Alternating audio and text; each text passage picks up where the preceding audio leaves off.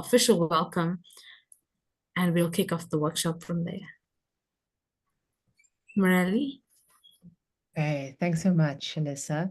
So welcome, everybody. I'm Marily Claessens. I'm an associate research professor at the University of Namibia. But tonight, from Namibia, I'm joining as the co-chair of the Women in Science Working Group. So good morning, good afternoon, good evening to everyone. Very welcome. We had such a wonderful session yesterday. So I want to welcome specifically tonight, again, the people from Inclusive Innovation, Izzy, Emma, and Alyssa. Thank you so much for yesterday, and welcome once again for today. I also want to welcome the other people from the GYA office. I've seen Beata and Kirsten and Jennifer, and then obviously everyone else who's joined. I think this is going to be a wonderful workshop on how to use strategic skills in each of our professional and probably personal environments as well. I just want to mention, while we're on the topic of the GYA, that the GYA call for applications is open. So please, if you're not a member already, at least consider becoming a member or applying to become a member. We got funding for these workshops from the Henry Luce Foundation, through the work and the negotiation of one of our previous executive committee co-chairs. And I don't know if she's joining tonight already. I haven't seen her yet. So I want to say have a good time. We learned a lot yesterday, and we hope to learn a lot again, what is for me tonight and for everyone around the world. So have a good time and enjoy, and over back to you, Alyssa. Thank you, Morelli, for that warm welcome. And yes, we really did enjoy yesterday. And for those of you who missed it, you will be able to access it from the Global Young Academies page as a resource, and you can watch the recording and work through the activities where we looked at finding balance yesterday. And today we're going to be delving into strategic skills for scientists. So who are we? Thank you, Morelli, for the introduction as well. She referred to the Inclusive Innovation Team. So we are your II team, and that includes Izzy, myself, Alisa, and Emma, who will be helping with production and a bit of facilitation as well. So who are we at II, and what is it that we do? For those of you who were not here yesterday, and those of you who have not heard of Inclusive Innovation before, we are basically a facilitation team, and we deliver workshops focused on sustainability, economic inclusion, access to education, health services, smart agriculture, climate action, and a whole range of other workshops. And these are aligned with topics that relate to the United Nations Sustainable Development Goals. And this, in association with many of the tools that you will be hearing of today, is from Izzy. And Izzy has her own company called Beyonder. So Beyonder is Izzy's company, and she, as well, in the deliverance of her workshops, really focuses on empowering parents and young adults and educators as well with creative thinking tools and problem-solving tools, creative problem-solving tools. So if I missed anything, I apologize for that, Izzy. You can add to it.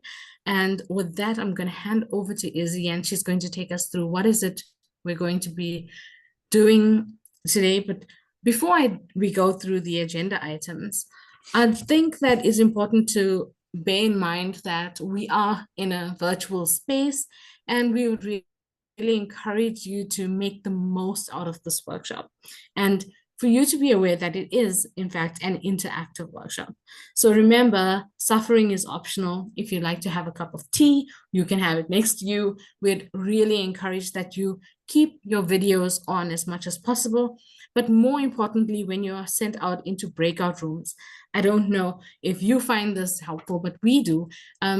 When you're in a breakout room and you're able to see a person communicate with you, it just makes that connection and communication all the much better. So be present, turn on your videos if it's possible, and be prepared to share your insights and share your experiences as we run through these activities. Also, at Inclusive Innovation, we have a code of care. So we say that suffering is optional. If you would like to use the bathroom, you can step away. If you'd like to take a call, you can mute and make sure you do what it is that makes you comfortable. When you're engaging in breakout rooms, try to do so with empathy, take into consideration people are from a diverse background. As you saw at the beginning, we see people from many different countries, different experiences, different careers. We'd like for you to engage with each other with empathy and care for each other, listen generously, and be aware of the cultural differences that may be in the room.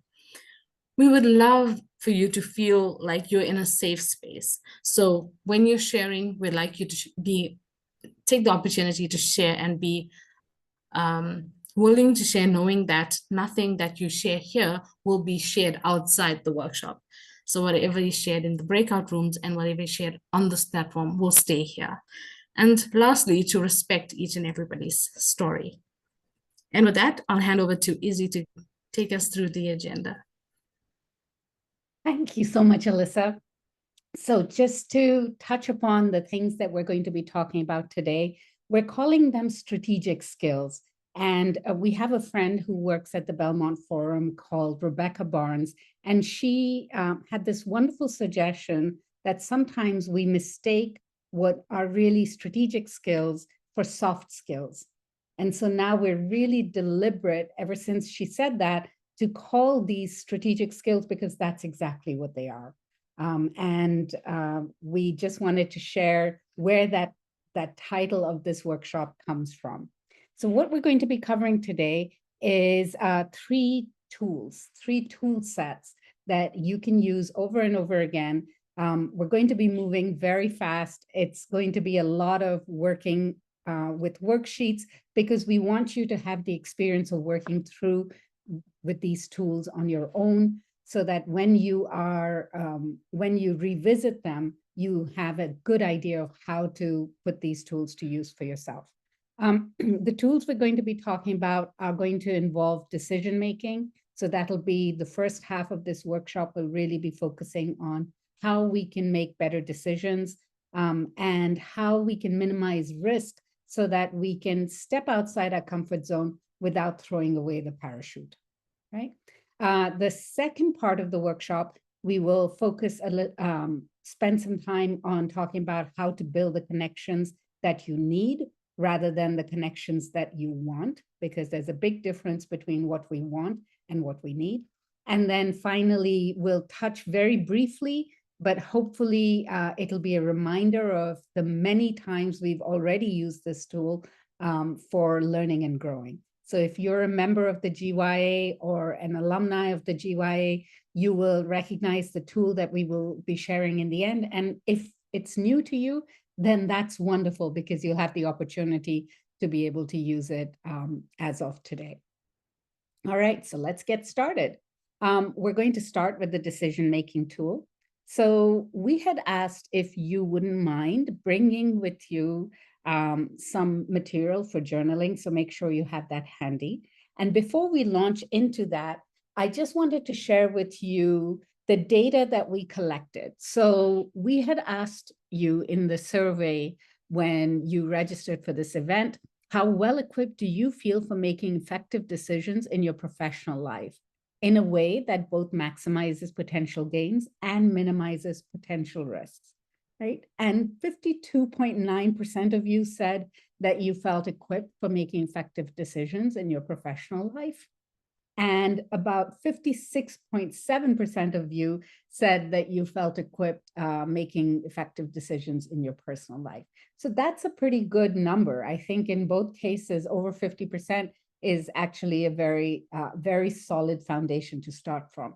What I'm hoping we will do today is offer you a tool that will upskill you rather than possibly bring you a brand new way of thinking. It's just a way of organizing your thinking so that when you leave here, you can be even more deliberate about doing your decision-making effectively and being able to justify the decisions you make, so that you don't have a sense that you've just made a decision from your gut and you can't necessarily rationalize it. All right, so with that in mind, we need a decision for you to work on. And in order to do that, what I invite you to do is take a few minutes, so take a couple of minutes to think about a decision that you're currently grappling with, something that you are weighing the pros and cons on, something that you're thinking about, a change that you're considering. You could be, here are a few examples that you can pick from if it's something that applies to you. Maybe you're planning to go solo professionally, right? Maybe you're thinking about applying for or accepting a new role.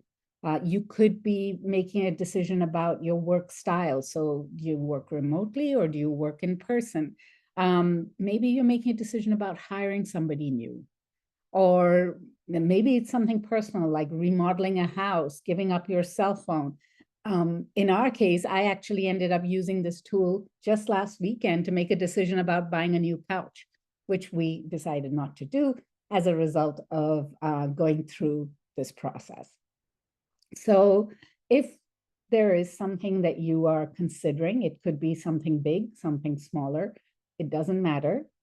Think about a decision that affects you, that is somewhat complex, you don't have an immediate answer for, and that you'd be willing to share with somebody else today.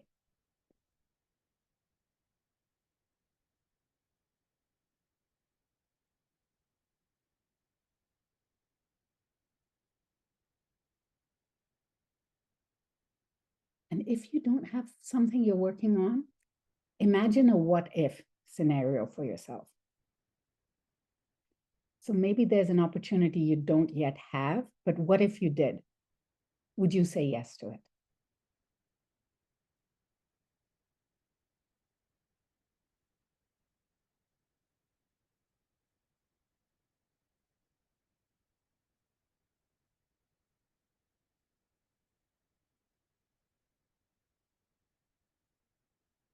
Okay.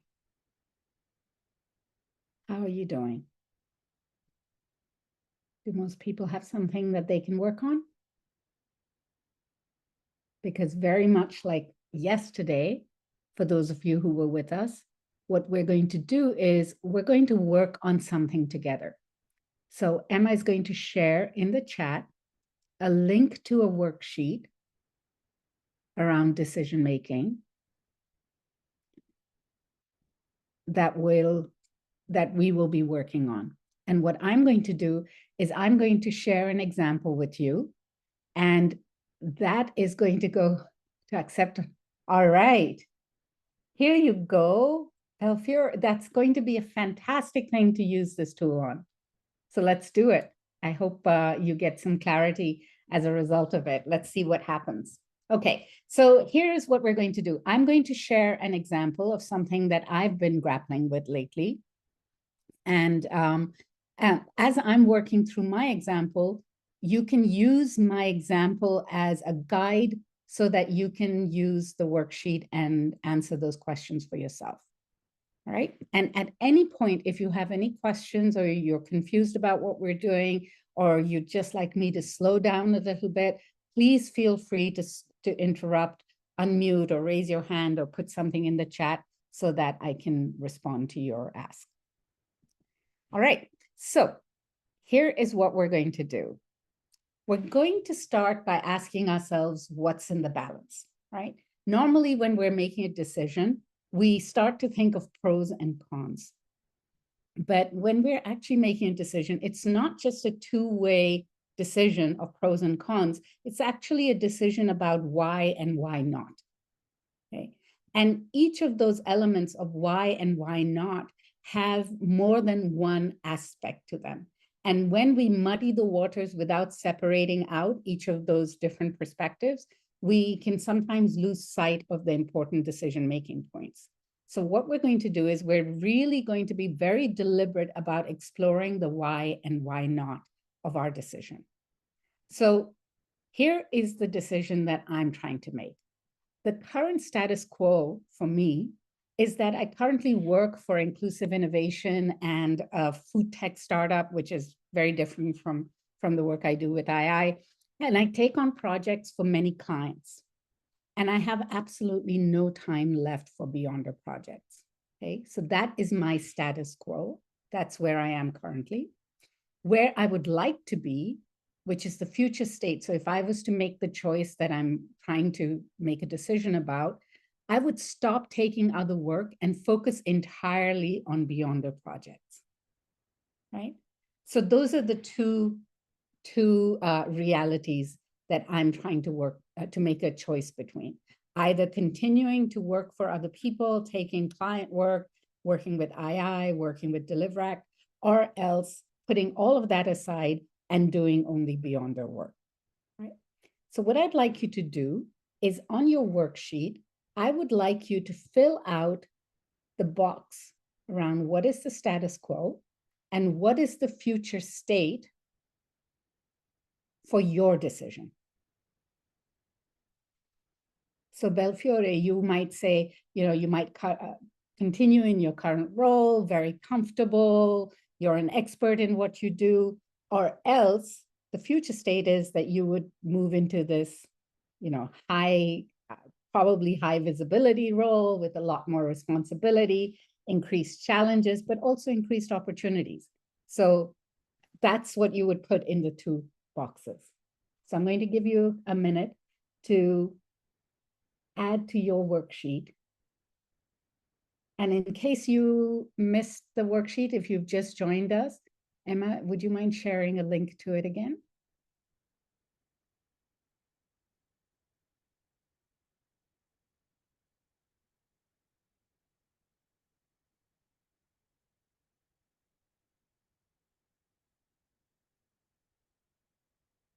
Okay.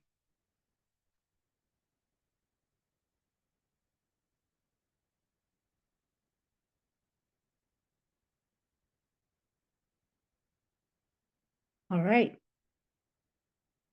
I'm going to move on. Would anybody like more time? Is everyone okay? If you give me a thumbs up, I'll know that I can continue. Just getting a general feel. Good. Okay. So the first question that I'm going to ask myself is, what is the downside of the status quo, right? So if I want to make a change, why am I motivated to make a change? And I might be motivated to make a change because there's something about the status quo that's not working for me.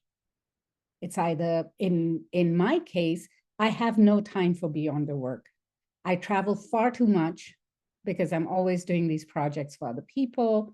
There's too much time set aside for client management and not enough time for creative content and product creation.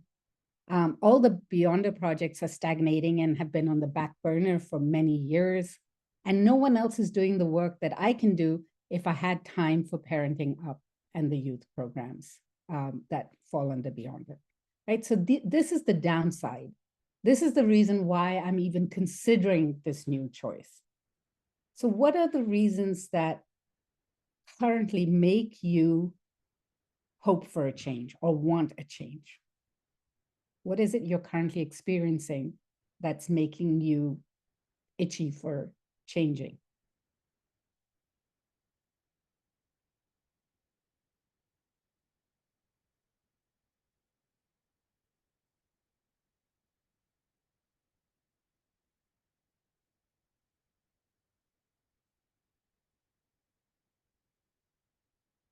And sometimes we're like frogs who don't know they're being boiled, right? We forget how uncomfortable or inconvenient our current state is. We just accept it and learn to live with it. But what if you didn't have to?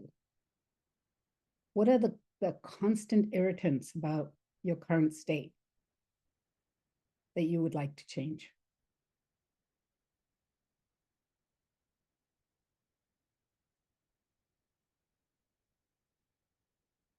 All right.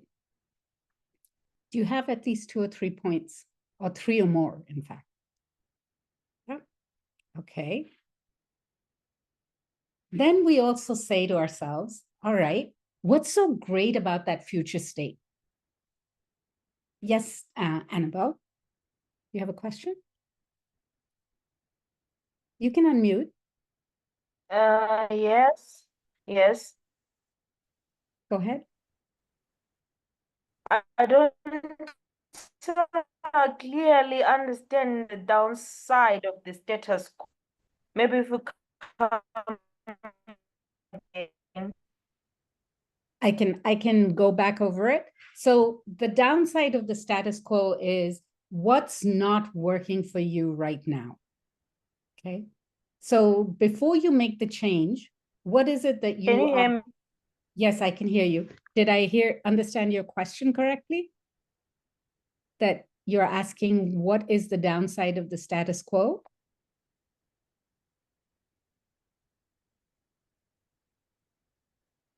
Did someone else hear it clear? Oops, did she drop off? No, there you are, Annabelle. Annabelle, could you put your question in the chat in case I haven't understood it?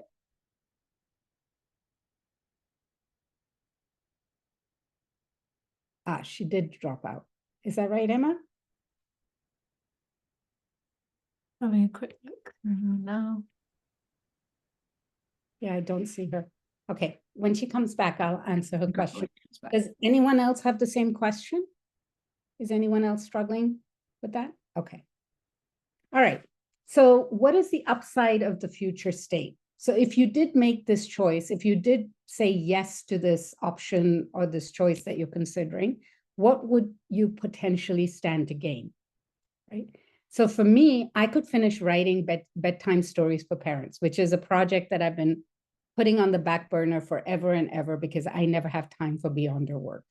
I could finally get the Parenting Up online course out and into the world. I could start working with parents and fulfilling my vision for helping create functional families. I could create virtual offers for workshops for parents, and I could create a community of Beyonder parents. So these are the things that are really making me want to say yes to Beyonder and no to everything else. Okay. So what is it that's so great about that possible future where you might say yes that is attracting you? And Belfiore, I'm so curious about your.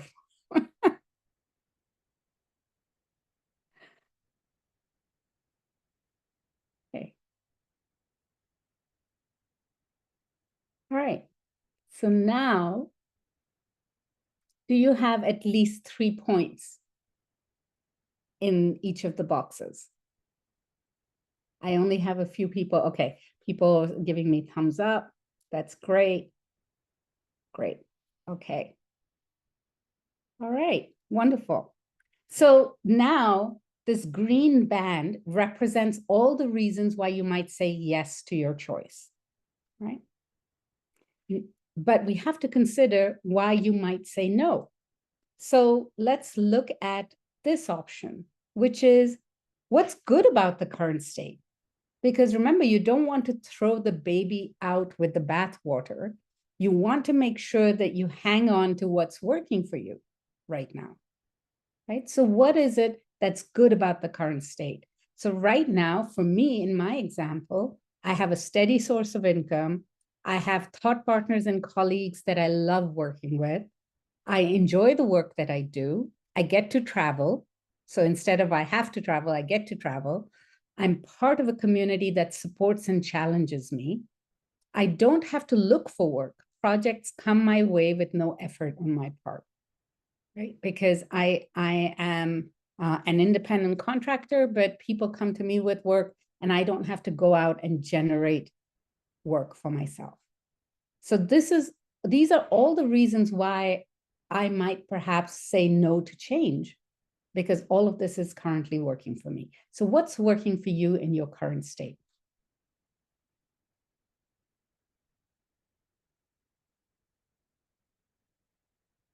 That you don't want to lose.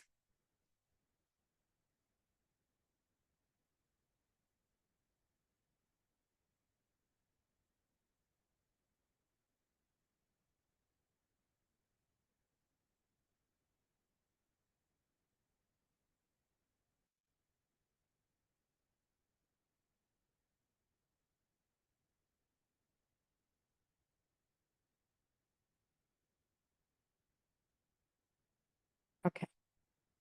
And now let's look at the second part of that, which is what is the potential downside of saying yes, right? So if I said yes to giving up all my work and just focusing on Beyonder, the danger is that I would be working alone for the majority of the time. I would have no accountability or deadlines because I'm my own boss. There'd be no community for me. The fear that I am great at creating, but not at marketing, right? So I'm great at creating products. I'm terrible at getting products out to market. The fear of commitment to just one thing. So that's a big thing for me. I love diversity in terms of projects that I'm working on. And if I'm doing only Beyonder work, then I wouldn't have that, that amount of diversity. No income. There's no guaranteed income for me. Then there's the possibility that no one really cares about the parenting work that I want to put out in the world, and that I would lose all the credibility that I've spent the last 15 years building in this field. So because I went off of the deep end and took off on this crazy project that, you know, I'm the only one who thinks that might be a good idea. So there are a lot of fears here. Yes, you can add your fear in the downside of the future state. Absolutely, Samira, sorry.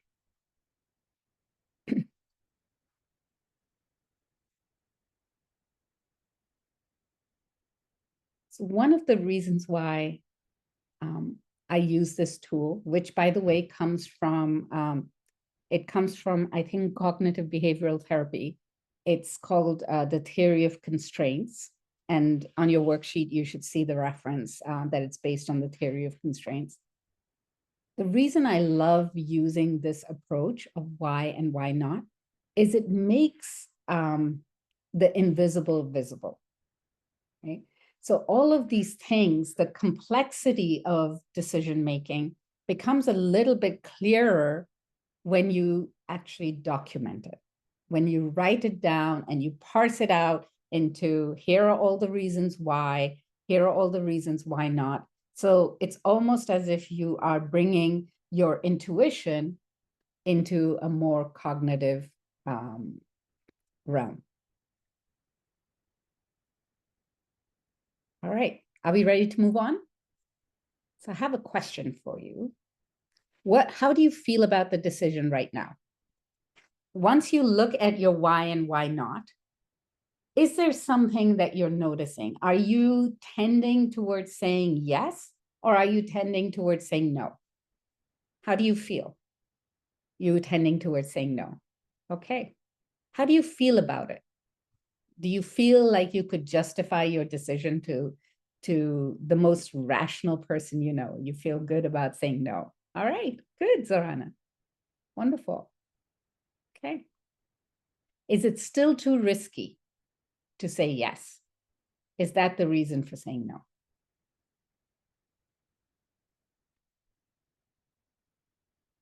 Yeah.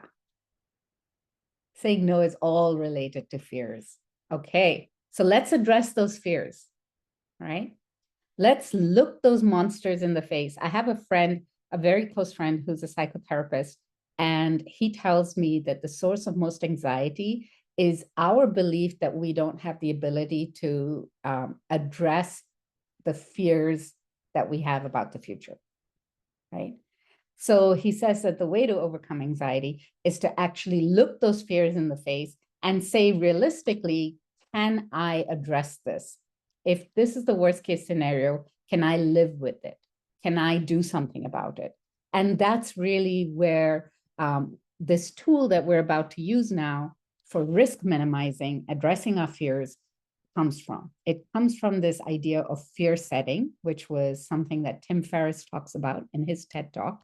And again, the reference is on your worksheet. But let's look those monsters in the face, right? Let's look at those fears. What are our fears? What is the worst case scenario that you might end up with if you said yes? Now, this is very contrary to what we normally do in creativity. In creativity, we always start with the positive first. But in this one instance, I'm telling you that it's perfectly all right to list all the things that could potentially go wrong. Okay. So look at your four-way grid, and everything that you have in there that represents something that could go wrong, you can write it in this box. So here you see all of my fears: no income, no thought partners, no accountability that will make me unproductive. I will give up a sure thing and risk it all on a pipe dream, right? It feels like I'm making a choice that's irreversible. And no one is interested in the parenting workshops or books. So these are my fears.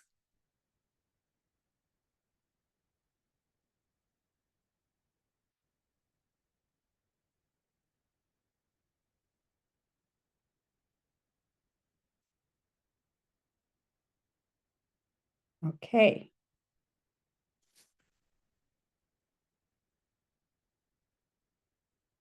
All right, next step. Is that list very long? Can you fit it in the box? It's long. Yes, I can imagine that it could be long, and I appreciate that. But put it out there, because if you're not thinking about it, then it's going to hold you back from making a decision or making a choice that might expand your horizons. Let's look at those fears. Let's address them one by one. So when we are talking about addressing the fears, this is how we can do it. The first thing is we talk about preventive measures, right? So we talk about what could we put in place to prevent that worst case scenario from happening. So in my case, I said that I could make a commitment to Mark. Mark is my thought partner when it comes to the work that I do in parenting. And I could make a commitment to him and ask him to hold me accountable, right? So that will stop me from being unproductive. I could ask in the community of facilitators if there might be folks who are interested in being my thought partners, because I don't want to work in this domain alone. I could set aside money now for what it might cost to launch Parenting Up, hire an editor, and work with a book editor. So there are things that I can do ahead of time in anticipation of that worst case scenario that might reduce some of that risk. What could you do to prevent, as a preventive measure, to address some of those fears that you have in column 1?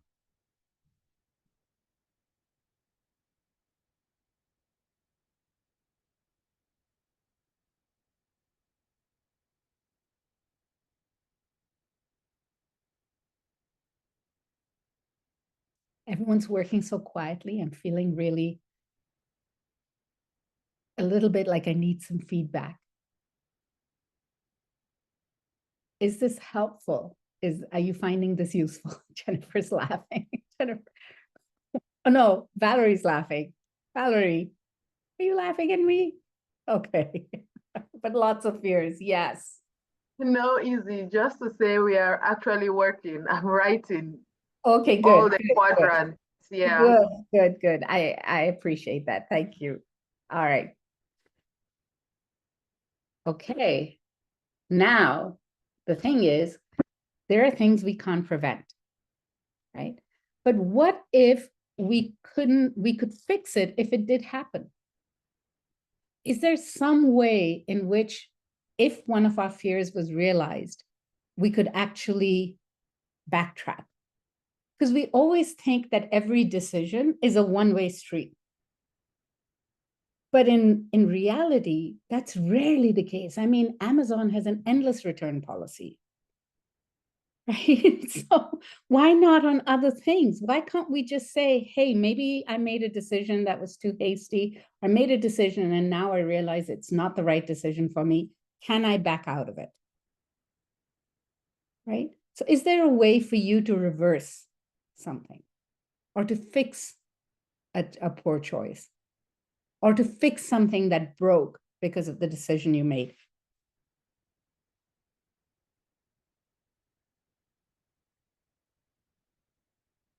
And it's not true. Amazon has a 30-day return policy, but you know what I mean. Zappos, however, has a 365 days. Yes, Morali, that is probably more permanent than most decisions. But believe it or not, we have actually used this tool to make a decision about buying a home.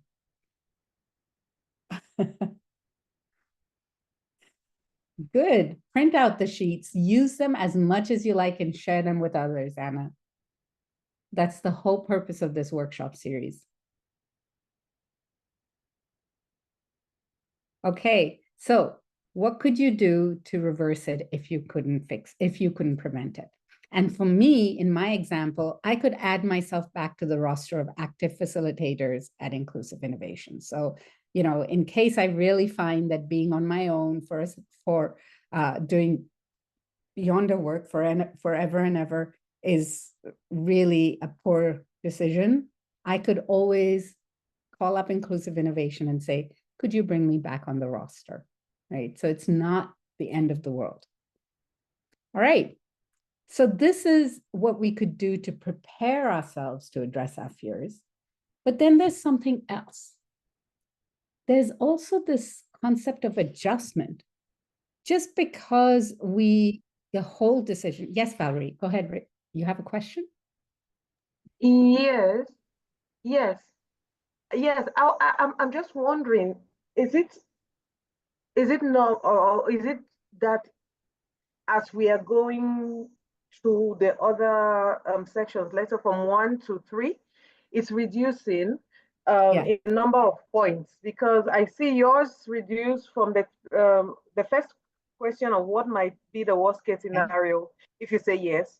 I have 3 points there, but on question 2, I have 2 points. And on the third question, I have just 1 point and I'm unable to think of another. And I see yours is also like that. Is that how it is, or is it? Well, the thing is, I'm thinking, I imagine that in an ideal world, that might be how it is, because what we're doing is we're taking all of the risk and we're chipping away at some of it to make the exposure, the risk less by saying, how can we prevent it? And so then that leaves us with less risk to address. And so then it's not unusual to expect that the third column would have less in it.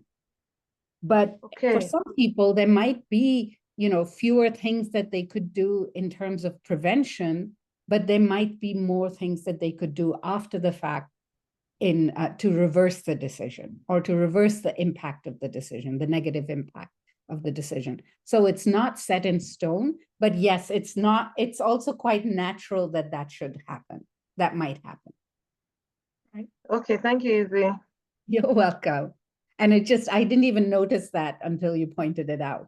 But that was really because I was really using this as an unedited example. So you're seeing my thinking the way it came out of my head. All right. Izzy, just a quick one. Waheba has said, kindly, can we repeat the part about how we can fix it? Sure. Thank you. So the thing is that sometimes you can't prevent something from going wrong, right? You can certainly do everything you can to anticipate, to prevent it from happening. But in spite of all of our best efforts, sometimes things just don't go according to plan, or all of the work that you had done ahead of time in order to prevent the worst case scenario from happening didn't work, right? So what you have the option to do is say, is there something about this that I can undo? Can I reverse my decision?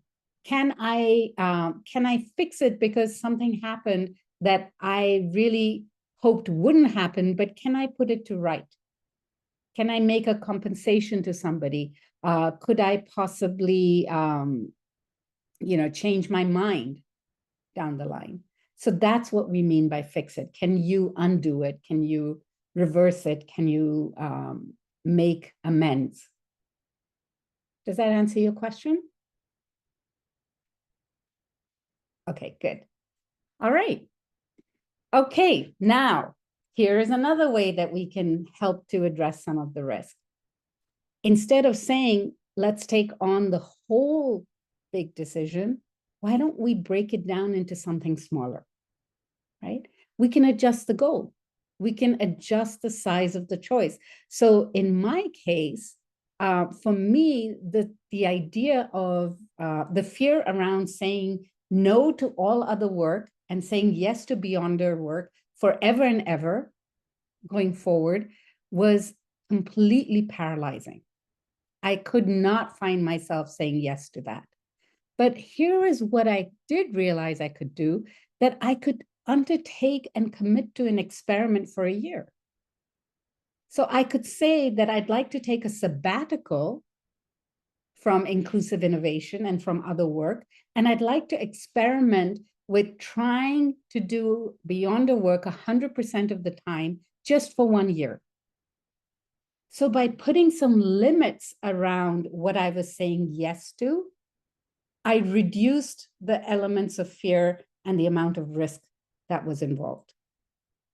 And then I also thought to myself, well, you know, there is certain aspects to the work that I'm doing currently, which I really love. Maybe I can hang on to a little bit of that, again, with some boundaries around it, but perhaps I can hang on to a little bit of that so that I can continue to have the benefit of that. So can you adjust the choice that you are facing in order to be able to say yes to it? And in my case, I'm taking a sabbatical. Right? That's how I adjusted it. I'm not leaving inclusive innovation forever. I am taking a year off. And that might become 6 months down the line, because who knows, maybe in 6 months, I'll be losing my sanity just talking to myself. So, you know, then I'll go back and undo that decision. But it still allows me to say yes to it right now. So is there something you can do to adjust the goal? Maybe in Morelli's case, she might want to rent to own. So she has the option to opt out if she decides she doesn't really want to have that home.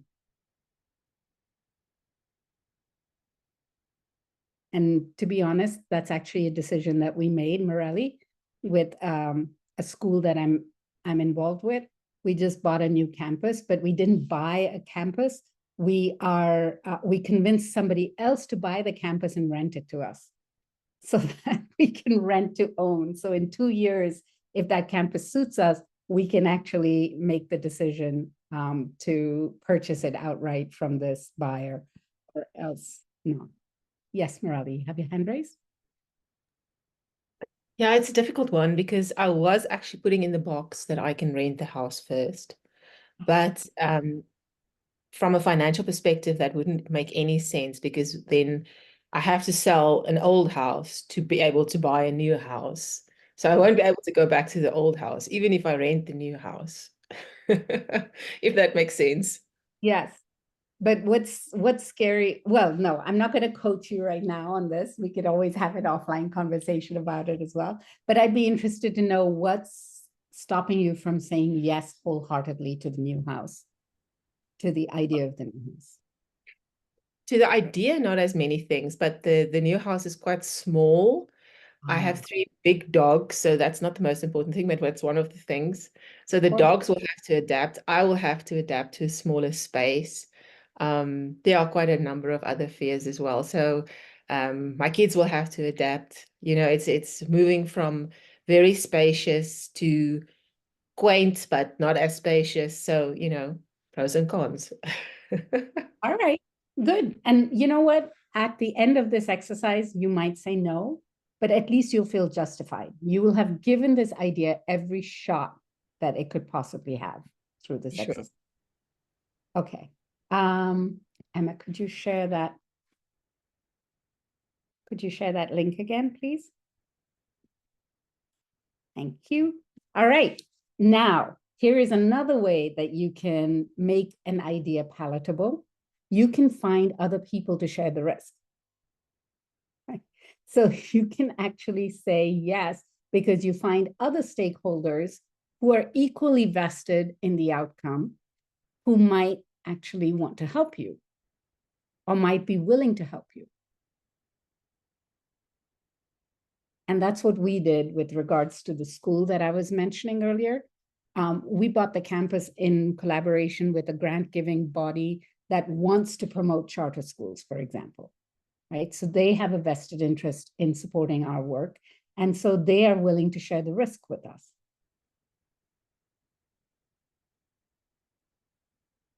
And in my personal example, I'm going to work with my thought partner, Mark, on refining and relaunching the project.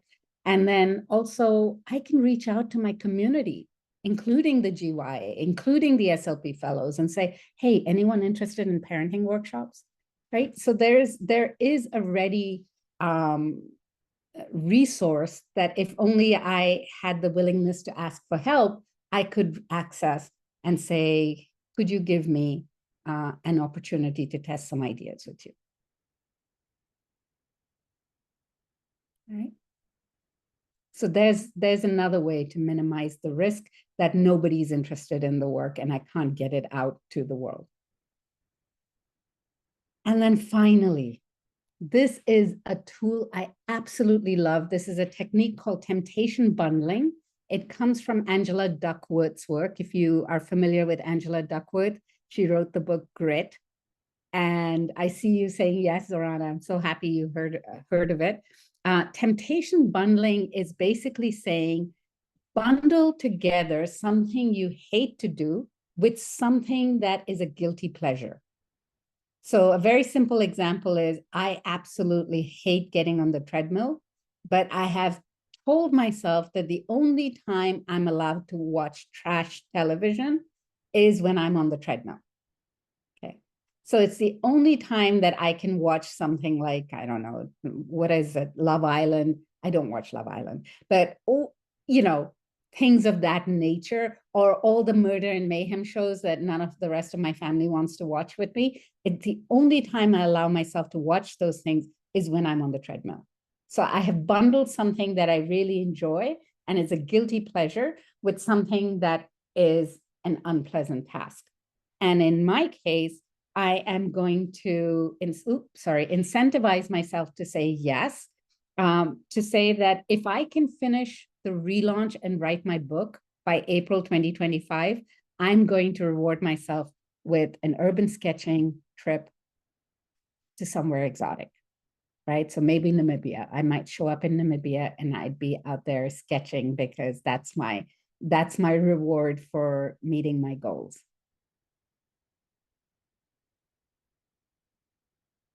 All right. Now, you've got to the end of your worksheet. When you look at this work as a whole, how do you feel about your decision now? Morelli, yes. Sorry, I just wanted to ask about the temptation bundling. So your reward does not necessarily have to be at the same time as the thing that you don't like as much. So you can also have like a carrot in front of your nose and say, in a few months' time, I will do this if I get through this. Exactly. Yeah, it can be either immediate or it can be delayed gratification, depending on what incentivizes you better. If it's a Mars bar, then go for that Mars bar now because they don't keep very well. I've never known one to last for more than a week. All right. So you've got to the end of your worksheet. And the question I have for you is, how do you feel about your decision now?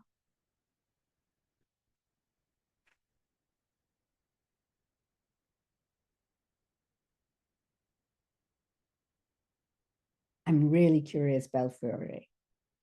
Is it a yes, a maybe, or a no? A lot more relaxed. Good. Reasonable. Wonderful. See, the thing is that at the end of this exercise, if you say no still, then that's fantastic. Because you have given this opportunity every chance that it needed. You have looked at it, you have parsed through everything, you've really considered it and made a very rational decision, right? Based on going through it step by step in a very deliberate way. And if you say yes to it, then you've really done the work that you need to do, the thinking that you need to do in order to make sure that you've minimized the risk, maximized your opportunities, And that if you're going to say yes, that you already know what action you need to take in order to be ready to take advantage of that yes fully, right? So you may have noticed that as I've been doing this exercise, I also keep asking you, how do you feel about your decision instead of what do you think? And there's a reason for that. The reason I keep asking you, how do you feel, is because very often the decisions that we're trying to make are either limited or given a chance based on our emotional response rather than our rational response, but we're not even aware of it, right? So I'm asking you to do a gut check. I'm asking you to do a heart check and say, how do I feel about this decision now? In my heart, in my gut, and then in my head. Because so often we don't even address the fact that we're feeling that we have fears about something. We don't look at them, we don't document them, we don't put them out there. And sometimes just by writing them down, you manage to address them because suddenly they don't look so scary. But if it's just filed away in our emotional zone, then they become more and more of a overwhelming, right? So let's do some peer-to-peer coaching. We took advantage of this yesterday and it was really helpful, I think, for people.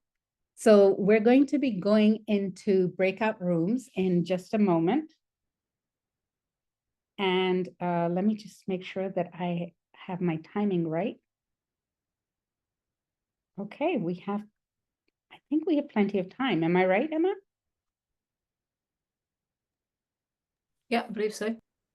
Okay, that's great. We're ahead of time. So we have at least 20 minutes for you to have a great conversation in a breakout room with 2 other people. And while you're in there, I'd love for you to share the decision you were working on. What is your final decision? How do you feel about it? And how you arrived at it, right? So if you modified it, if you've got some plans now for what you're going to do in order to set yourself up for success, or how you might modify the opportunity for yourself, who are the collaborators you might be working with. Talk about what you see yourself doing. And if you see yourself saying no, then just talk about, okay, here are all the reasons why I'm saying no, because it's a reasonable choice. I can justify saying no, right? Any questions before we open the breakout rooms? No? All right, I think we actually could be even more generous with this. Emma, how about 25 minutes for the breakout? How would you feel about that? Yeah? Okay. All right, good. Let's do it. So we'll give you a heads up at about 8 minutes, so you know that you can plan to have about 8 minutes per person to make sure that you're sharing the airtime. But enjoy the conversations. And if you get stuck in the breakout room because there's nobody there, or people don't have their videos on, or their audio won't work, come back to plenary and ask us for help, and we will either move you or try and get some help for you. All right. Great, thanks, Izzy. Right, I'm about to open breakouts. You should be able to be moved automatically, and I'll send time prompts throughout. But yeah, if you've got any questions about either the theory of the process or you've got any tech troubles, just hop back here to plenary. We'll always be here. So yeah, enjoy, everyone, and we'll see you on the other side. Okay.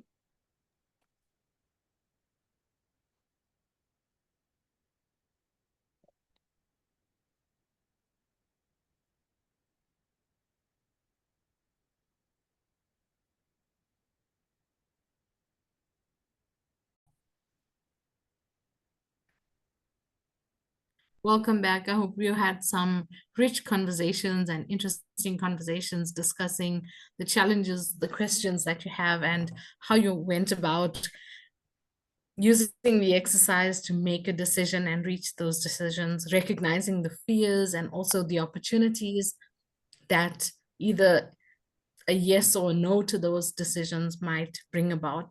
So we would like to hear from you. How did this exercise help you make that decision? You can unmute. We want to invite you to take this opportunity, not just to type in the chat now, but also like unmute and share with us in plenary, share with each other. How did the exercise that we just went through help you to make that decision? And what do you think was the benefit of making the invisible visible? And when we talk about the invisible, I see NC has her hand up. Let's hear from you, NC. Hello, everyone. Actually, I just Hi, want NC. I just want to raise a critical point, probably. I'm just thinking that what we are exercising today is just working normal day life, that we are taking normal decisions, you know, ordinary things that we always face, but really, really hard decisions that could be really life-changing, not only for you, for many, many people, for a group, even for a nation, are the ones that we all of us are scared to face. And we always ignore it and we try to put it away. That's why maybe the societies don't change for a long time and we cannot take big decisions in general. Since we are all female, let's say, for example, talking about the women's right for voting, you know, we always know that we should take the decision to face us, but they were really, really few females that they said, okay, we should be the leaders to sacrifice our life to go to prison and take that right in different nations. I'm just thinking that, you know, as a, let's say, intelligent people coming from GYA, it's better to talk about the things that ordinary people don't face. And we should take a decision about this kind of a scene. Am I going to do that kind? No, I'm just trying to say that, okay, sometimes we know what is the worst is going to happen if we take that decision. But we know that even that worst is going to happen. This is the benefit for the humanity. This is the benefit for my nation. This is the benefit for my family. So I will do it, although I know that I will face a really dangerous condition. So normal, ordinary issues, I don't know. It's not going to, as you mentioned, it's easy. It's going to be reversible, you know. All of these decisions could be reversible, but sometimes you face something in life that the decision is not reversible, but you don't regret it. So maybe it's better, I don't know, to think a bit more critical than talking about normal, ordinary life that all of us face. And we are also happy at the end because you say, oh, okay, it was great, but I'm sorry, it's not. Happy end doesn't mean that this was a happy decision. No. No. Yeah, and not always an easy decision. Thank you. Thank you for sharing that, NC. Is there anyone else that would like to share?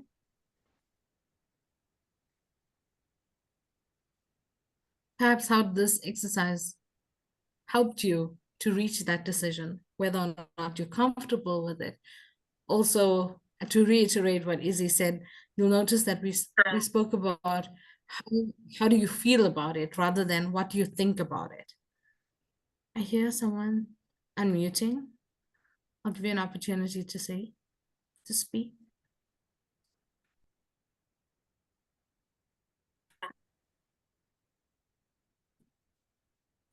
Annabelle, go ahead. Hi, Alisa.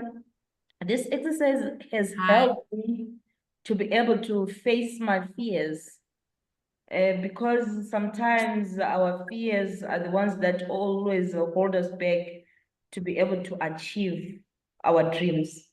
So it has helped me as well as to look at the positive side of taking this new dimension that I want to engage into, like having a side hustle, like a business, to gain financial independence or freedom. So that is my dream and my wish. Thank you. You're most welcome. Yeah, it really hits home. And when you think about again, what is the benefit of making the invisible visible, and not just your fears, as you're saying, also the opportunities that may have been there that you didn't necessarily think about previously, and now you think about. Any more insights? Perhaps we can take one more.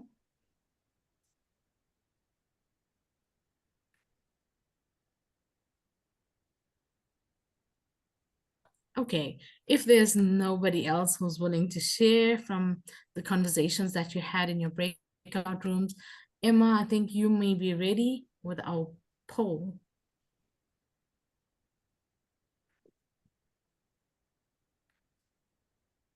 So we'd like you to quickly share with us how well equipped do you feel now for making effective decisions in your professional life?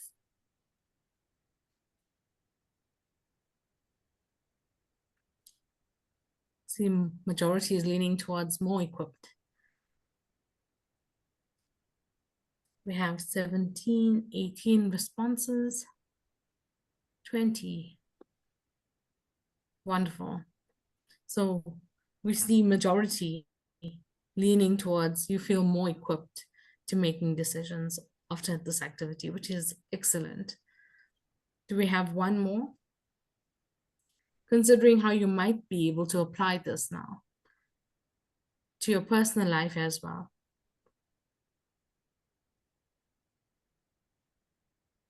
That's the only poll for now, That is the only poll. Alyssa. Okay, wonderful. So maybe it's something to think about. You can apply this kind of decision making both in your personal life and in your professional life. And with that, we're going to go into a short break for 10 minutes, and we're going to allow you to maybe top up your coffee or balance your liquids, and we'll see you in 10 minutes. So that would be, for me, 45 to the hour. As Emma says, go stretch, get your blood flowing, 10 minutes, and we'll Don't have time to do the entire activity.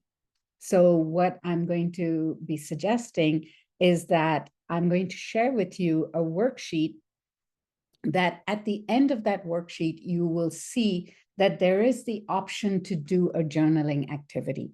Unfortunately, today, we may not have time for that journaling activity.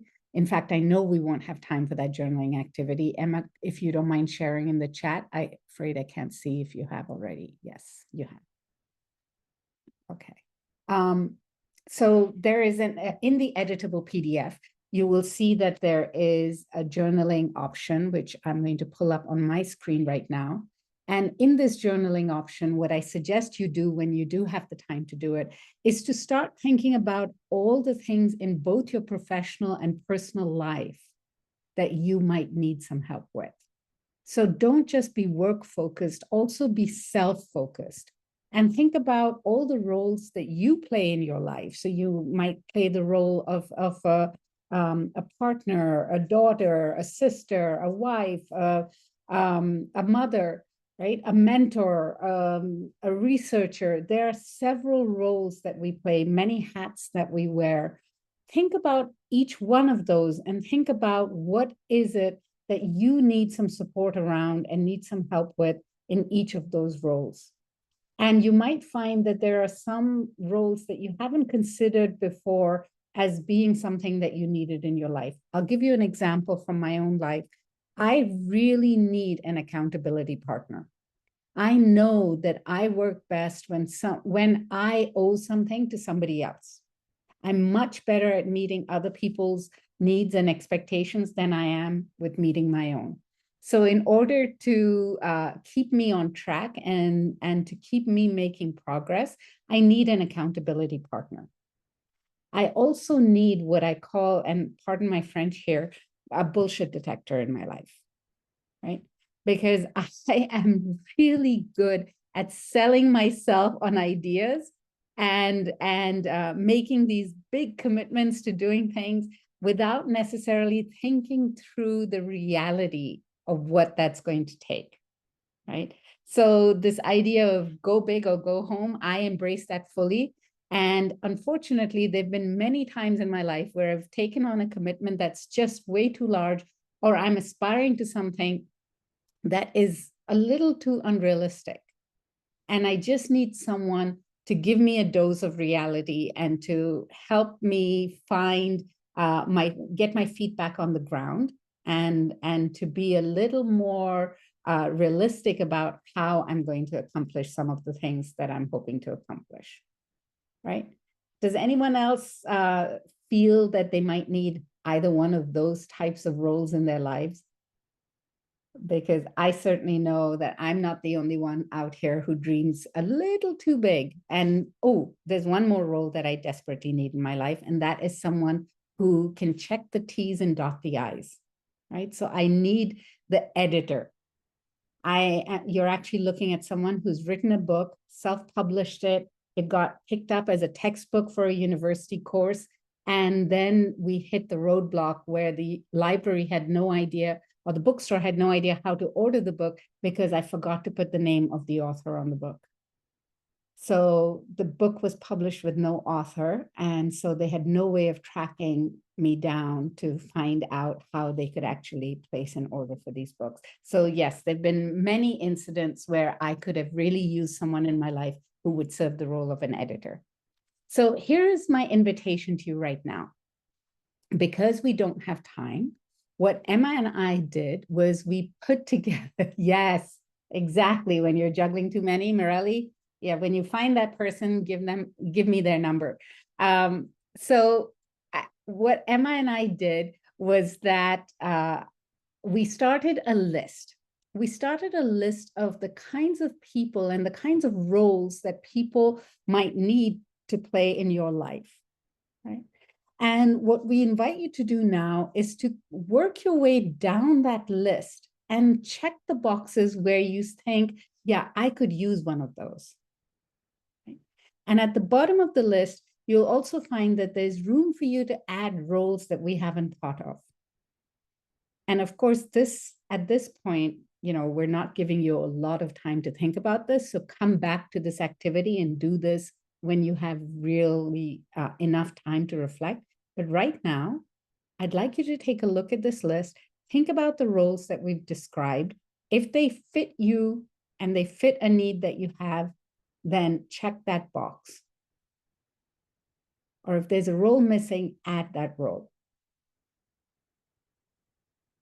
And if you have any questions about the roles, go ahead and unmute and ask us the question or pop it in the chat. So I'll give you a few minutes to work your way down the list and also give you some time to add new roles to the list.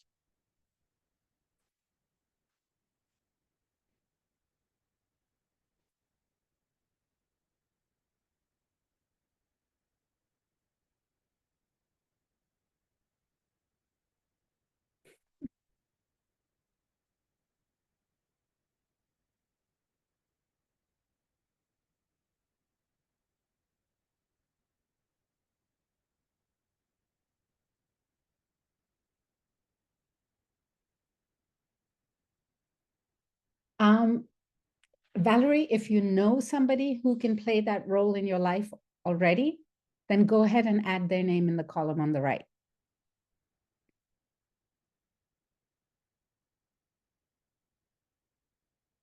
So if you know somebody who could play that role for you or already plays that role for you, write their name there. And you can add more than one person to a role.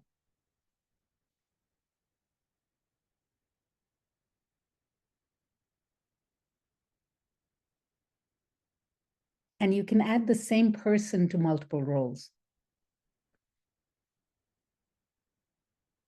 It can be for both. In fact, I strongly encourage you, Louisa, we are very often thinking about our network just from the professional aspect. Think about it from your personal aspect as well. So the answer is yes, and think about it from both perspectives.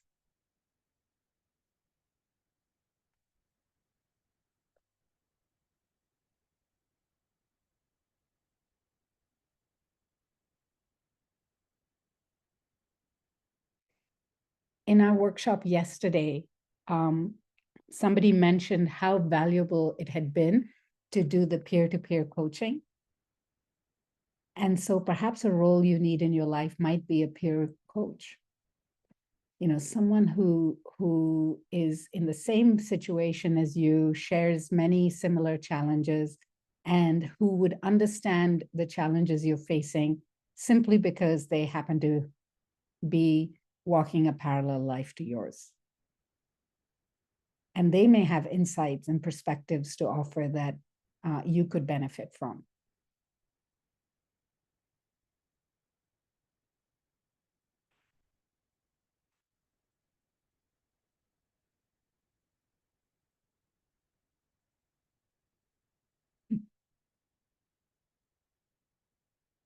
And as you're working on this list, perhaps on a separate sheet of paper, if you have it handy, or perhaps in the journaling section of your worksheet, you might also want to make note of the rogues gallery.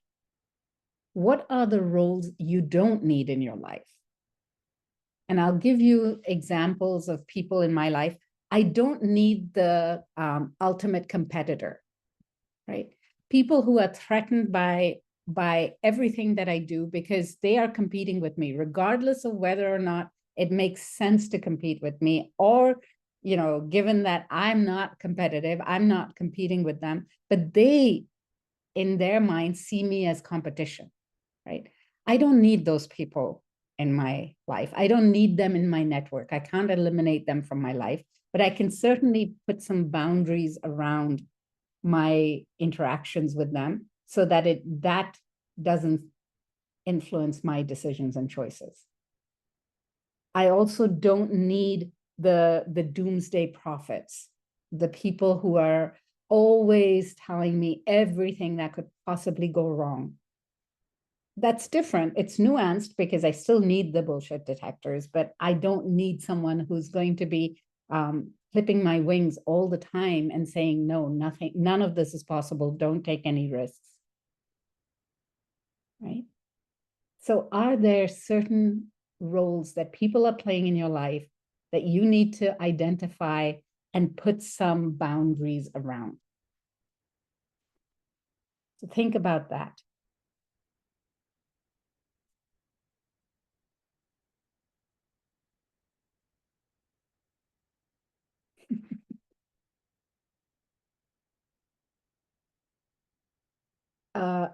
Unhonest people, yes, absolutely. You don't need those in your life, Waheba. There's no time. I don't like people who have secret agendas, right? That you have no idea what the real agenda is. There's no transparency. So sometimes we also have to think about what are the roles that we want to distance ourselves from. I also have on my list of people that I don't want in my life are martyrs, people who are running for sainthood, and they basically want do everything in their power to make you fully dependent on them.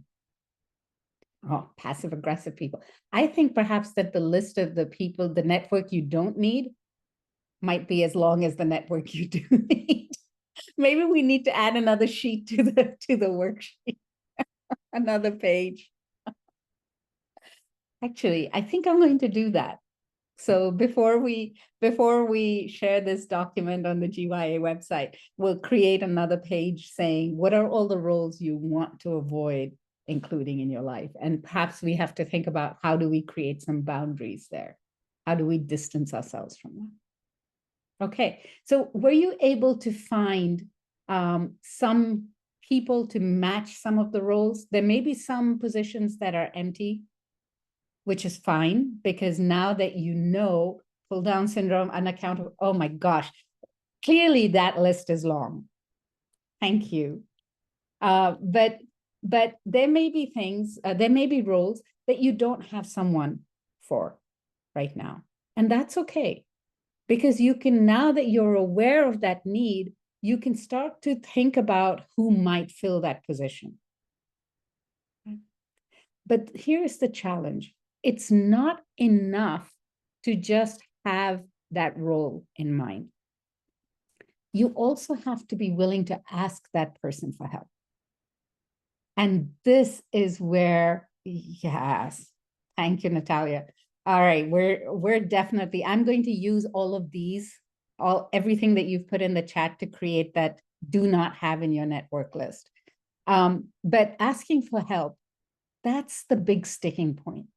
right? The work we've done so far around identifying the network that we need, identifying even people who might fill that role, or at least having a role where there's a vacancy in terms of who might fill that role. All of that's the easy part. The real challenging part is asking for help.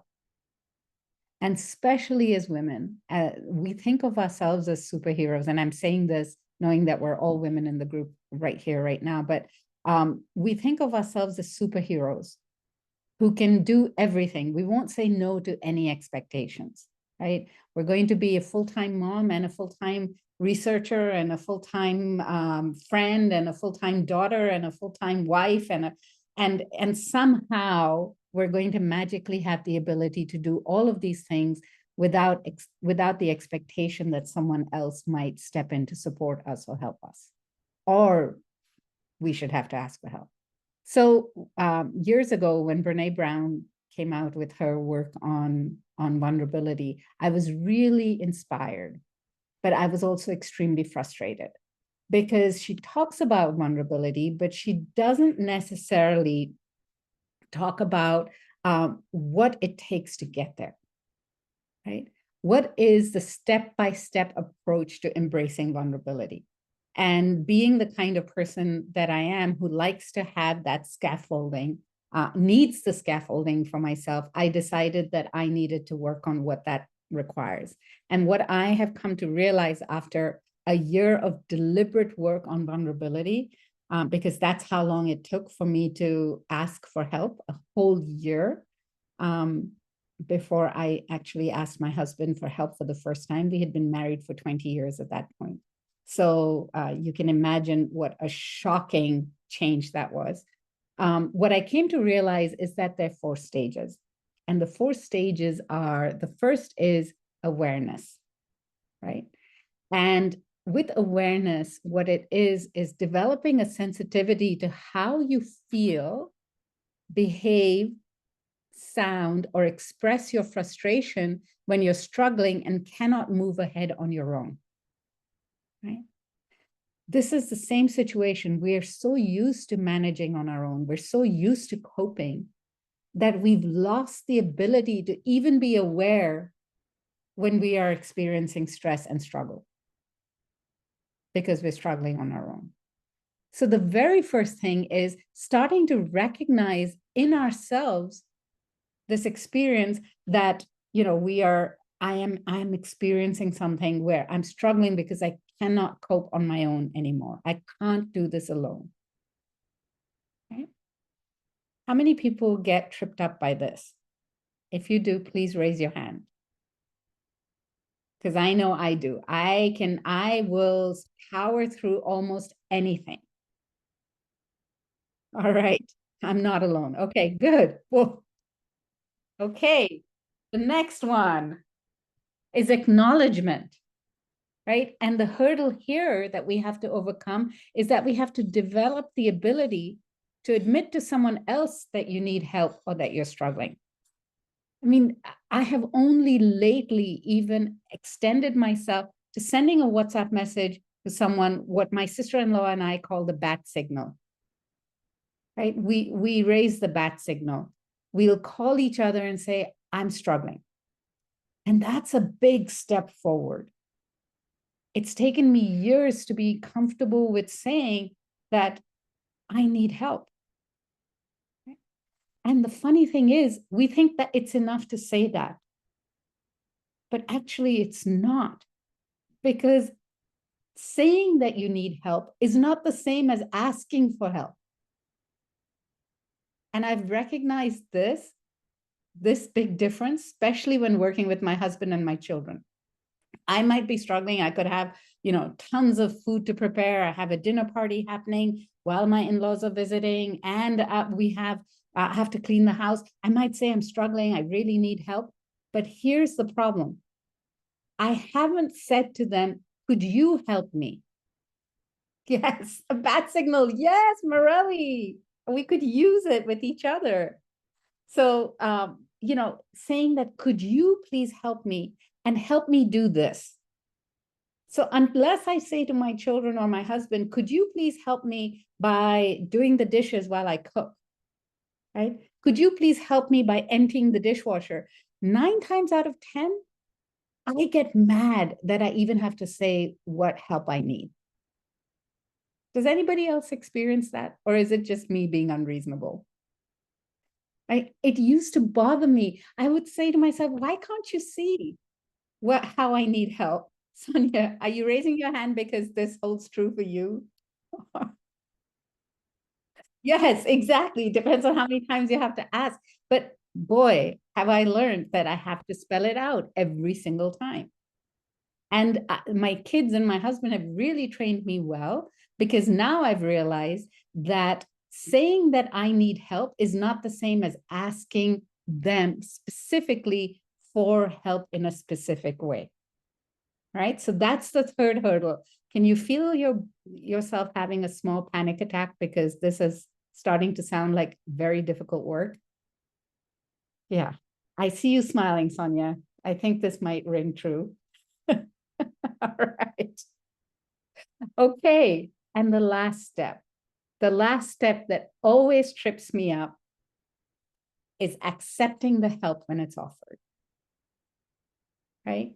Someone might offer me help and I am simply so ungracious because I'm mad at myself. I'm guilty that I even had to ask for help. So I'm ungracious about the help when it's given to me.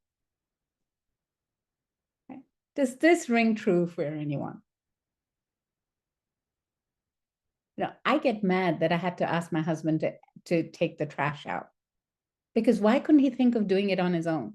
So I would never think to say, thank you for taking the trash out, which is what he's waiting to hear from me. But I've been really ungracious about the help that he's given me, because it seems to me like he should really just figure this out for himself, right? And unfortunately, in that situation, right, I always end up feeling frustrated. He always ends up feeling frustrated. And what happens is that the next time I'm asking him to take the trash out, he's not doing it very willingly. So if it's at all helpful to you, these are the 4 stages that you have to work through. You have to work through building that sensitivity that I'm struggling, I need help, right? And what does that feeling look like and feel like to you? The second is, acknowledging to someone, hey, I need help. And then asking, could you help me by doing this? And then lastly, saying, okay, thank you for that help, and accepting it with good grace and compassion for yourself. So not feeling guilty about accepting that help. Oh my gosh, that's the hardest part about acceptance. Right? Does this journey, uphill journey of asking for help, feel familiar to you? Have you experienced it? Because I know that for me, when I started to recognize where I was getting stuck, I really started to lean more into embracing vulnerability. All right.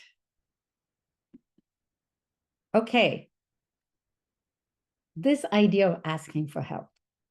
This is the part that I really struggled with the most. And here is where I can offer you something of a rubric that you might use, right? It's almost like, if you've ever used Ad-libs, that game where you fill in nouns and verbs and adjectives and make up a funny story, maybe Mad Libs. Your kids may have used it, or it could be a very American thing, so I won't go on about it. But this is like a fill in the blanks exercise. So write yourself a script, right? And on your worksheet, you can actually do this. Think about someone that you have listed in your list of roles that you need in your network, right? And imagine yourself having a conversation with them about something that you need their help with. And you would frame it by saying, at this time, I am perhaps working on a project where I'm writing a book, and what I need is someone who would help me make it realistic, right? So here is the role that I need. I need a person who can help me make it realistic, right? And who might be willing to support me by, and in this case, I might say by reading the book, giving me some honest and transparent feedback, put yourself in the role of a parent, be as specific as you can in what you need them to do, and also be specific about what you don't need them to do. So you could say to them, and what I don't need is for them to edit the book and start giving me corrections for typos. That's not what I need. What I need is someone who's a content expert who can tell me if this is relevant, right? And I would be so grateful if you could be that person for me. So you've described exactly what you need. You've asked them for the role that you need them to play. So take a moment, well, take more than a moment, take a couple of minutes at least, to craft an ask that you might have of somebody. And it could be someone that's on your list right now, or perhaps it's just somebody else that you have a hard time asking for help.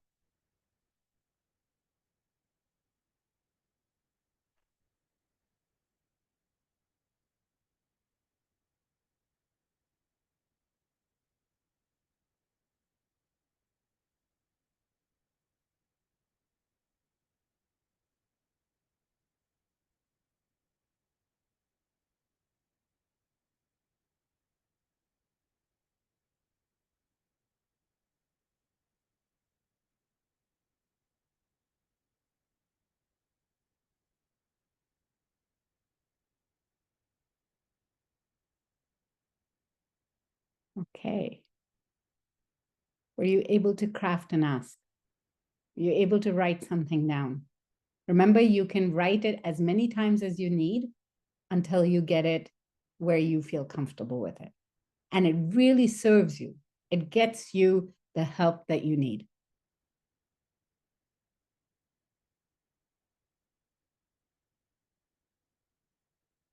All right.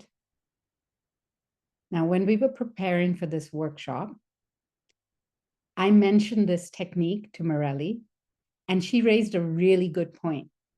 She said, what happens if someone says no? You ask so nicely, right? You crafted this beautiful ask. What happens if they say no? And then we talked about the fact that perhaps if it's appropriate, we could say to them, could you please help me understand what makes you say that? Right? Or could you suggest some options for me for how I might get the help that I need? Perhaps they can't help you at that time. Maybe they might say to you, actually, I'm about to go off on a sabbatical and I can't help you with this because I won't have time to do that, right? Or because I'm no longer in that role and the better person to talk to is somebody else. So don't just stop with the no. Seek to understand, get curious about why they said no without making them feel defensive, if that's possible, right? And perhaps you might find that, is this the right person to include in my network? That might be a question you might ask yourself.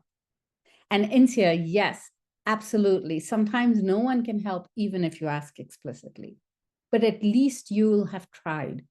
Right? You don't know that that's the case unless you ask. And sometimes that's the difficult part about acceptance, that you are on your own. So often we make the assumption we're on our own. We have to test that assumption by asking first.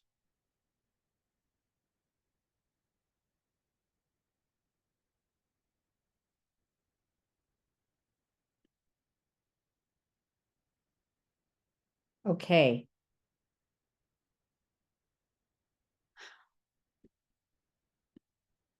All right. By the way, this is one of my favorite resources. Yes, Absolutely, Waheba. Thank you. That would make it so much easier, right? So it's inviting people, telling people that they have the option to say no. And when they say no, then asking them, is there someone else who could help me, right? Could you help me understand if there's something I could do differently in order to get the help that I need? Right? So really getting curious about it can help. There is a TED Talk that I have referenced in the worksheet, and I would love for you to listen to. It's by this gentleman named GYA, and he went on an expedition to get rejected 100 times in 100 days. Has anyone heard of this? Has anyone heard of his 100 days of rejection? No? Oh my gosh, this guy was fantastic. He went into a burger joint and asked if he could get a burger refill. Right? So he wanted to, he went to Costco, which is a big store here, and he asked if he could make an announcement over their PA system. So he would ask people to allow him to do things which were really funny, were not harmful to anyone, but just seemed a little unusual. And he went through this for 100 days. He made these demands of people or asks of people, and he really learned how to be resilient as a result of it. And he actually has a resiliency score. So if you go to his website, you can find resources for building your rejection resilience. And I thought that was a fantastic resource and definitely something that I would recommend people check out. All right. And with that, yes, it definitely builds high levels of resilience, Valerie. With that, I'd like us to come to the last tool that we will be using. And this is something that I hope those of you at least who have gone through the GYA leadership workshops when you join the GYA are familiar with. It's called the learning cycle. And it is by far my most favorite tool in our creative tool set, because it is the tool that helps you get better at anything. It helps you grow, it helps you evolve. And it's so simple that its simplicity is what makes it really easy to use. And in order to use this tool, there is a mindset that helps. And that mindset is that what if we disconnected our idea of self-worth from the quest for perfection? So what if making mistakes wasn't the end of the world, right? What if we used every experience, regardless of whether it's successful or if we experienced a setback, what if we used it as an opportunity to learn and grow? So our goal becomes evolution, not perfection, right? If we can use that as a mindset, then we really have a chance at growing and evolving for the rest of our lives. And here's how we do it. It's as simple as asking ourselves 3 questions. What, so what, and now what? Right? And what we do is, in the situation where we're answering the question, what, we're saying what happened? What was the experience? What was the scenario? What's the, sorry, I'm going to invite Emma. Thank you, Emma. You beat me to it. There's a worksheet that you can follow along in. And what you do is you talk about, I'm jumping ahead. You talk about what the experience was, what were the choices you made, what were the actions you took, what were the consequences of those actions. So you really are capturing a debrief of that experience, right? And then when you get to so what, you're saying, well, based on what happened and what I observed as a result of what I did, here is what I've discovered. Here is what I've learned. Here is what I now know and understand that I didn't know before. And then the last step is saying, okay, now that I know this, now that I've understood this connection and understood this piece of learning, here is how I'm going to use it in the future, right? I'd like to invite you to take the next 5 minutes to journal for yourselves in the worksheet something, debrief something that you have experienced lately, not something life-altering, but something, perhaps it's a little project that you undertook, or a little initiative you set forward, or a workshop you ran, or a lecture you gave, right? Something that where you tried something new, and regardless of whether the outcome was successful or not, I'd like you to work through this worksheet to reflect on that experience, okay? If it was a successful outcome, it's even more important that you use this worksheet, and I'll tell you why in a moment after you've done this exercise. So for the next 5 minutes, if you can work your way through that Learn and Grow worksheet using an experience that you've had recently. And if you have any questions, I'm right here.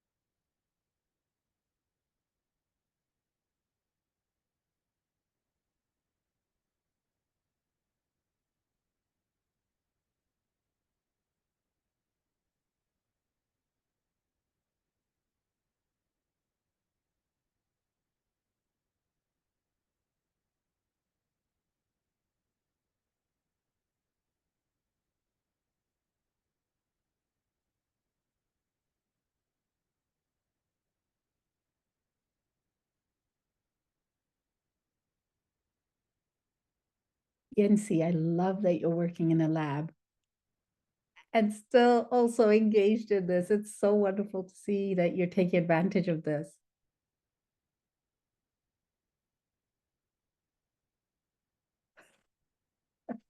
I am listening. I am listening. Oh, thank you, It's Yancy. very engaging. Oh, Sorry, good. yeah. I'm so glad to hear that. Yeah. Of course, Belfiore. Goodbye. And thank you so much for your active participation in the last couple of days.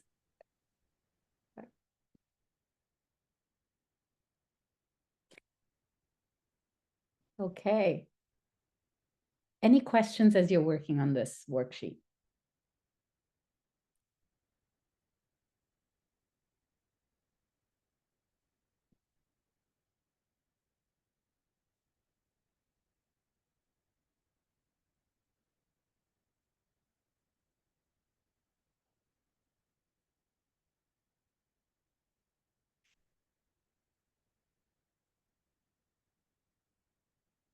Okay.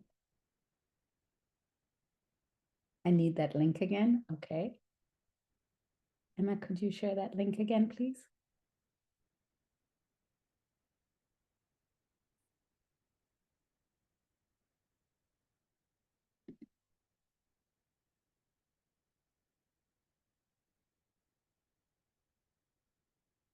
Okay.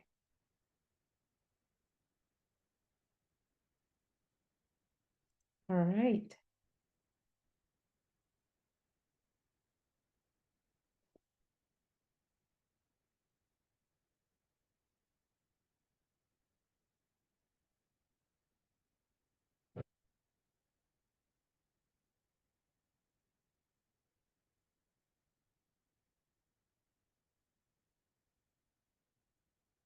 One more minute.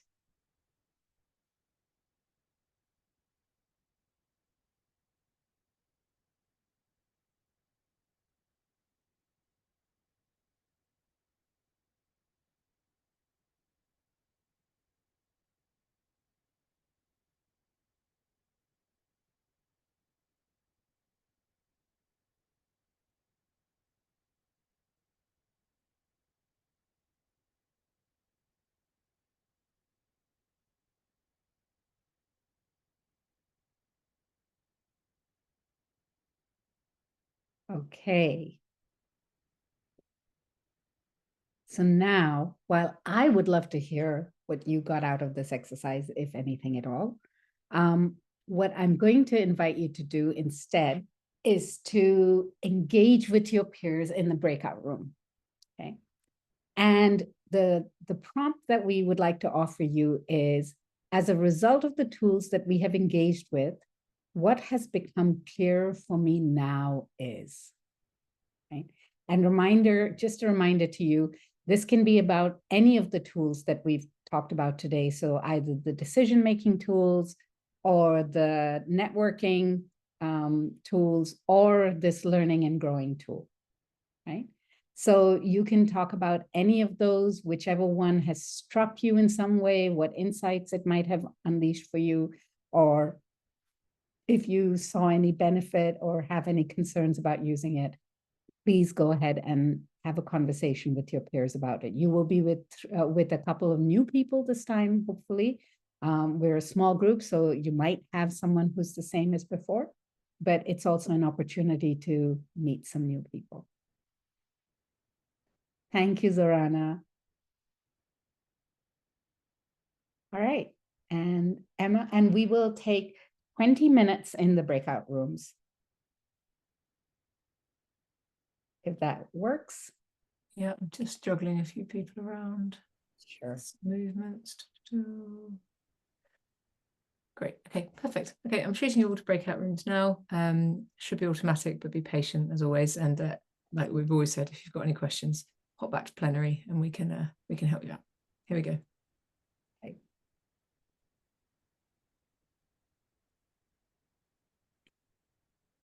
Worksheet work is done, so you're not trying to drive and work at the same time. All right.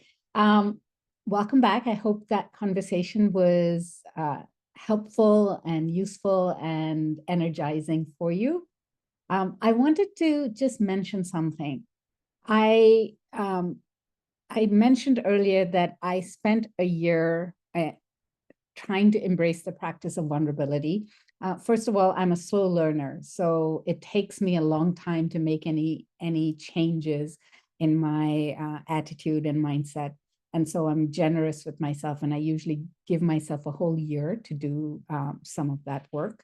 So I actually committed a year to battling something that I think a lot of women unfortunately struggle with, and that was imposter syndrome. And what I discovered is that the reason why I was struggling personally with imposter syndrome was because every single time someone criticized me or gave me feedback that was negative in any way or was critical in any way, I immediately internalized it. And it ate away at my self-esteem and my confidence. And yet when people praised me, my immediate reaction was to deflect it. It was as if I was made of Teflon and no praise could possibly stick to me. My immediate response would be, oh, you're too kind, or it's so nice of you to say that, or it was my team, or, it was a great project, or the group was so wonderful. So I was forever deflecting the praise and never internalizing it and allowing it to fill those gaps that the criticism had created in my idea of self-worth and self-esteem. And I thought to myself, why do I do that? And what I came to realize is that the reason I did that was because I didn't have the specifics. I felt that I did well as a matter of luck. I didn't know enough about how that success was created to be able to reliably say that I can create that again. And so what I started to do was that I started to ask for the detail. Whenever someone would praise me or say, hey, you did a great job, that was a great workshop, I would ask them, I would thank them, of course, and then I would say, could you please help me understand what makes you say that, right? Could you please tell me why you said that? Because here is what I discovered. When I asked that question, people would give me all the details. They would tell me, you said this, you did this, right? You led this activity. And as a result, what happened was that in my little reflection of what, so what, now what, I now had the details that allowed me to know how to repeat that success. And once I had that, I felt so much more confident about my ability to be deliberate about creating successful outcomes for myself. And it really helped me build my confidence as a facilitator. So this is, you know, in my context, I was a brand new facilitator at the time and really questioning whether or not I had the skill set and whether I could be considered a good facilitator. And so as a result of doing this for a year, and sometimes I didn't have the courage to ask people even in the moment, because it felt so forward. It felt like I was asking them to pat me on the back, and it felt disingenuous.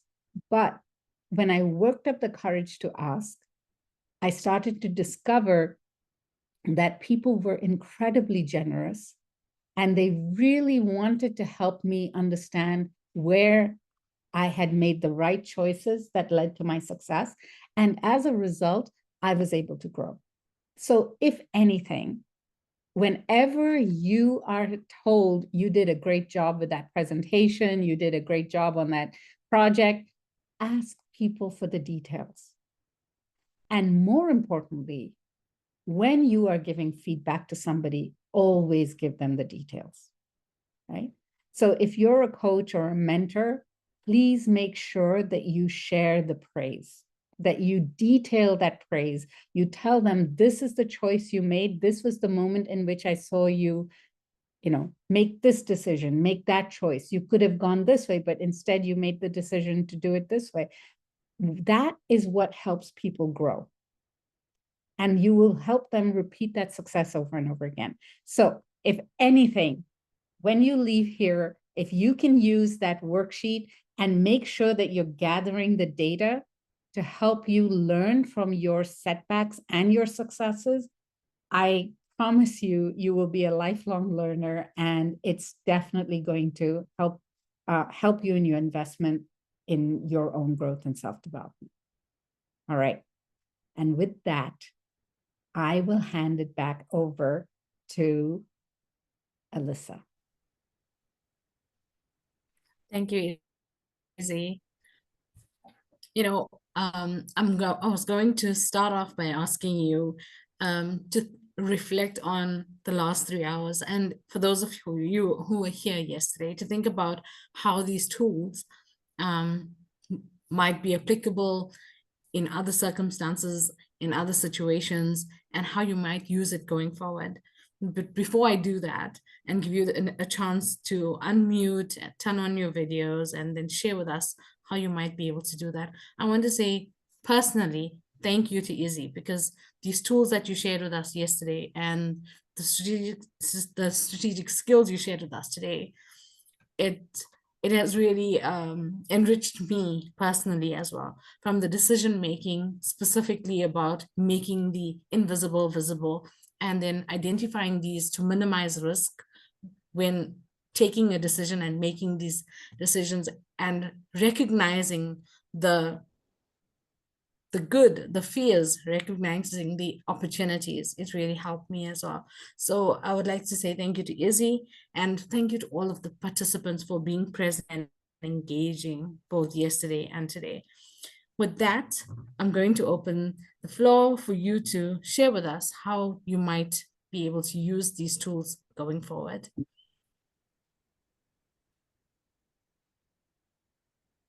Any of the tools, any insights, any thoughts that you'd like to share, maybe gratitude sharing before we end the session today. I'm quickly going to jump in before anyone else jumps in. So Go ahead. I'm very grateful, because I think the tools are extremely practical, and I think I can use it for sure professionally and personally. So it goes both ways, and it helps a lot to have structure around a decision-making process. So very, very grateful. Thank you very much. Thank you, Marali. Victorine? Thank you, Elisa, for giving me the floor. I will just talk about the last point that was mentioned on the imposter syndrome. I would like to say that it was really a timely point for me, a light bulb for me, because I recently defended my PhD thesis, and one of the challenges that I had was this imposter syndrome. Always asking myself, will I be able, am I good enough? Am I sure as I'm able to get into this new phase of my professional life? I had all these questions and doubts in my mind, but with these steps that was given to fight this imposter syndrome, I will definitely use that. Thank you. Excellent. That's great to hear. Annabelle? Hi. Basically, these tools have been quite helpful to me. Mostly why I had to attend this workshop is because I observed a high turnover among workmates here where I am. So my dream and wish is that I'm able to administer these tools to other academics who will be joining the institution, especially females, who are at maybe master's level or studying for their PhDs, as well as my wish is to engage young females, the undergraduates, that is kind of like improving on my facilitation skills, like Easy Isma, what she's doing, because I feel if I get new knowledge, I need to share it with others so that we improve our lives. Thank you. Thank you, Annabelle. Valerie?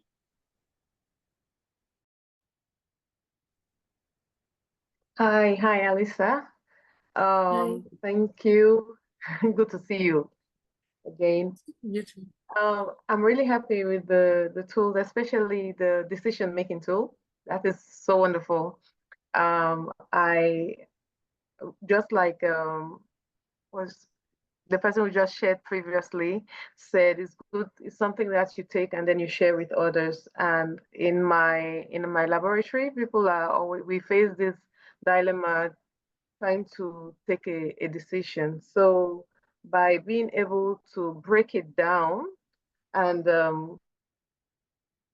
reward yourself in the end when you are quite actually get to the yes or get to a no, very important.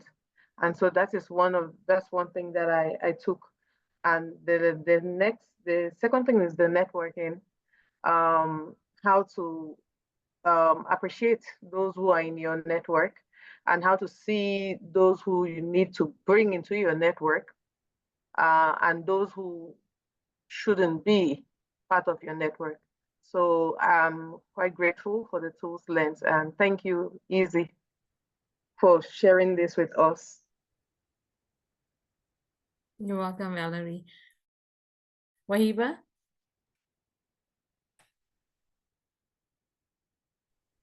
You. I would like to thank Esma, thank you, Emma, and thank you, Edisa, also for this workshop, and also all the people attending this workshop, because they are very, very helpful. So I would like to thank you for all the tools. Yesterday and today, we learned a lot, and also we will use these tools in our practical life and also personal life. Also, what I like today, how to build your network. This is making a list and trying to exclude and include the people that work in your network. I like it. Also, the way like to give the feedback for the people when they do some stuff, you would like to make it like positive feedback and also be clear about the feedback, because it's to make like making them repeat their success again, and also be like a positive feedback in order to um, improve themselves again, not having like stuck in the same and doing the same mistake or doing the same thing. Also, what I would like to be clear when you ask someone for help in order to avoid any misunderstand and become not have like get sad why he didn't ask me for the help or some stuff, making it if the thing is clear. This is avoid this misunderstanding. Thank you. Thank you, Haiba. And lastly, Miriam. Hi, just so to echo what everyone has already said, just expressing gratitude for the organizers, for Ismet and Alisa, and for everyone present, for your openness and for having the space to share. I particularly like the structured tools, like we often think about decision making, but not with the structures that we had. I also would like to praise the power of storytelling. So like the idea that you mention specific examples, like really made us understand, I think, better and just relate to how we can use it in our own personal examples. So thanks everyone. I really enjoyed this. So it was very useful. Yeah, we do value Izzy's storytelling abilities. It's always on point. So I would like to reiterate, and I hear from many of you, including Victorine and Annabelle and Valerie, that you'd like to take this and pay it forward because you see yourselves as mentors and you want to inspire people. I heard about students and undergraduates and stuff. So that takes us to the last slide that we'll share today, which is asking you to pay it forward. So we want to encourage you to be a part of somebody else's network, offer yourself to be a part of somebody else's network. What we've heard is what we need in our network, but how can you pay it forward and offer yourself and what you're able to do for someone else? Also for you to be able to, now that you know how you can frame your ask for help, to pay that forward and help somebody else to be able to ask for help as well. In addition to that, we want you to be able to help people to learn from their takes. We're not using the term mistakes here. We want to based on what you've learned and the tools that you've been exposed to, help people to learn from their takes instead. And then all of the resources will be shared with you, and you're welcome to share the links to the recording and direct people to the GYA website, where they will have access to both the recording and they can work through these activities by listening to the recording, listening to the storytelling, and being able to go through these themselves as well. And finally, we want to ask you to spend a few minutes giving us some feedback. So Emma's going to share the link in the chat. And if you follow that, we ask that you spend a few minutes to share feedback with us about what you've experienced today. Again, thank you very much for remaining with us for the full duration of the workshop and also for being present and engaged. Is there anything that you'd like to add, Emma? I just want to say I'm so grateful for the opportunity to have shared these tools with you, and really for your generosity in terms of contributing and having the conversations and following along, because I know some of this felt like you were working alone and working at a fast pace, but thank you for your patience with all of that. I actually do have one thanks, and that is to all of the GYA organizing team. So Morelli, Priscilla was involved as well, Lydia, who had to leave earlier, Jennifer and Beata. Couldn't do it without you all. So thank you all for all of your hard prep work. Much appreciated. Actually, that's so true. I should have said that as well. And I really appreciate that about the GYA. They've always been so open to really investing in things that very often get left behind in leadership development. And the GYA finds those gaps and helps to close them. And I'm so grateful for that. Thank you. All right. Well, with that, everybody, I think we can let people get to bed. Great. Bye, everyone. Thank you. Everyone. Bye. Bye-bye. Thank Bye, you. everyone. Bye-bye. Thank you Thank so you. much. What a pleasure. Same Okay, here. bye-bye. Bye. Bye.